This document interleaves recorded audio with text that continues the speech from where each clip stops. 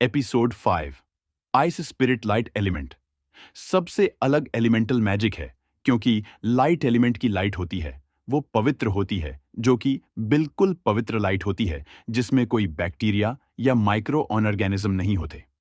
Light element के और भी कई सारे यूज होते हैं पर ये फायर और लाइटनिंग जैसा ताकतवर एलिमेंट नहीं होता है, इसीलिए इस मैजिक को ज्यादा लोग पसंद नहीं करते। सबसे ज्यादा पॉपुलैरिटी फायर और लाइटनिंग मैजिक की होती है नेक्स्ट सनी, जब सनी टेस्ट स्टोन के पास गया और घबराते हुए अपनी खून की एक बूंद डाली तो कोई लाइट नहीं निकली। जब उसने एक बार और कोशिश की तो भी कुछ नहीं हुआ। बच्चों ने पहली बार किसी का टेस्ट पूरा नहीं होते हुए देखा और वे सभी उस सनी नाम के लॉर्ड डचके को देखकर उसके लिए बुरा फील कर रहे थे। आश्रम में टोटल 78 बच्चे थे और अभी तक सिर्फ 3 का ही टेस्ट हुआ था और सभी टीचर ये देखकर खुश हुए कि 3 में से 2 बच्चे पास हो गए थे। ऐसा बहुत काम देखने को मिलता है कि 3 में से 2 बच्चे टेस्ट में पास हो गए। नेक्स्ट रानी, जो आश्रम की सबसे खूबसूरत लॉर्ड डेचकी थी, उसकी बरी थी। जब उसने टेस्ट स्टोन में अपने खून की एक बूंद डाली तो स्टोन में से बर्फ निकलने लगी। ये देखकर रानी के साथ साथ सभी बच्चे और टीचर्स भी हैरान हो गए। टीचर मनोज को वह मैजिक की सबसे ज्यादा जानकारी थी पर उन्हें भी कुछ समझ नहीं आया। ये क्या था? जब भी कोई अपने खून की एक डालते तो स्टोन का कलर चेंज होता था, पर बर्फ निकलते उन सभी ने पहली बार देखी थी। उन्होंने काफी टेस्ट लिए थे पर ऐसा उन्होंने भी पहली बार देखा था। उन्हें समझ नहीं आया कि स्टोन में से बर्फ कैसे निकली। तभी टीचर रमन ने कहा, एलिमेंट मैजिक इस लेडी डेचकी के पास एक टैलेंट है। स्टोन में से बर्फ 20 मीटर तक फैला थी। तो टीचर मनोज ने कहा कि इनाते टैलेंट क्या होता? तो टीचर रमन ने कहा कि हिडन टैलेंट जन्मजात टैलेंट होता, जो कि जन्म से ही टैलेंट मिले। इसमें एक पावर मिलती है जिसमें उसका मैजिक ज्यादा पावरफुल होता है। हिडन टैलेंट टैलेंट में अलग अलग मैजिक पावर होती थी। जैसे किसी का मैजिक एक्टिवेशन फास्ट होता था। तो किसी बच्चे ने पूछा कि रानी का हिडन टैलेंट टैलेंट क्या है? तो रमन सर ने कहा कि रानी का हिडन टैलेंट टैलेंट मुझे भी नहीं पता, पर इसका 100% एक एलिमेंट आइस मैजिक होगा।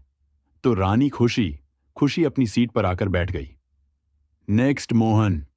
जब मोहन ने अपने खून की एक बूंद डाली तो खून की बूंद स्टोन पर गिरते ही खून की बूंद बर्फ से जम गई। ये देखकर सभी काफी हैरान हो गए और रानी को देखने लगे और रानी भी ये देखकर काफी हैरान हो गए।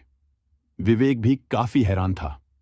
वो भी रानी की तरफ देख रहा था और जब वो उससे देख रहा था तो उससे पता चला कि वो भी बर्फ की तरफ बिल्कुल साफ थी।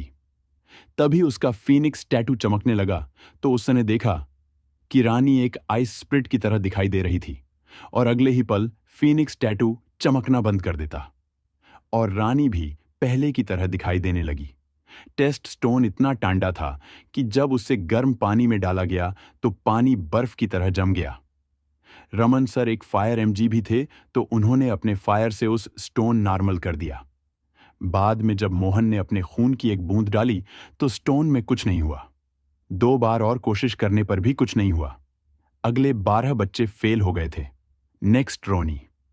जब उसने अपना नाम पुकारते हुए सुना तो वो काफी नर्वस फील करने लगा। तो उसने विवेक की तरफ देखा तो विवेक ने उसे कहा, नर्वस मत हो, तुम ये कर सकते हो।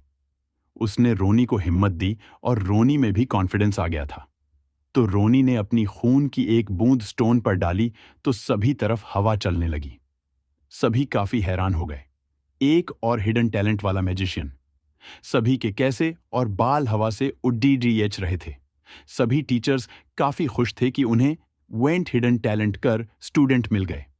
अब उनके स्कूल का काफी नाम होगा देश में। एक मैजिशियन मिलना ही काफी मुश्किल होता है, पर एक हिडन टैलेंट के साथ मैजिशियन और भी मुश्किल होता। 1 लाख लोगों में से किसी एक के पास हिडन टैलेंट होता, पर इस आश्रम में तो 2 बच्चे हैं जिनके पास हिडन टैलेंट है। रोनी भी खुशी खुशी अपनी सीट पर आकर बैठ गया। अब टोटल 40 बच्चों की टर्न आ गई थी, जिनमें से 25 ही मैजिक अवेकनिंग टेस्ट में पास हो गए हैं। टेस्ट को 5 रह गए हैं और अभी लंच ब्रेक है। कैफे में कोई खुश है तो कोई परेशान। जो खुश है वो सभी एक मैजिशियन बन पाएंगे, जो परेशान है वो आश्रम में ही रहेंगे। विवेक और रोनी भी अपना अपना कहा ना लेकर दोनों अपनी अपनी सीट पर बैठ गए।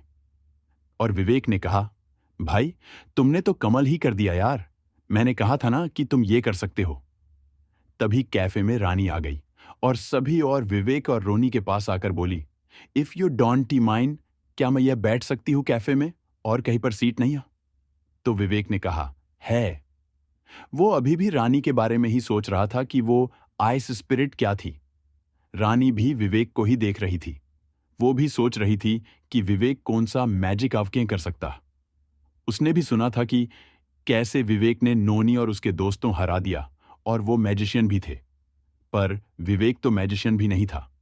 वो दोनों एक दूसरे के बारे में सोच रहे थे और एक दूसरे की आंखों में देख रहे थे। तभी रोनी ने कहा, साऊ। तो उन दोनों ने अपना फेस दूसरी तरफ कर लिया था और दोनों ही शर्मने लगे। तभी लंच टाइम ओवर हो गया और सभी बच्चे टेस्ट हॉल में चले गए।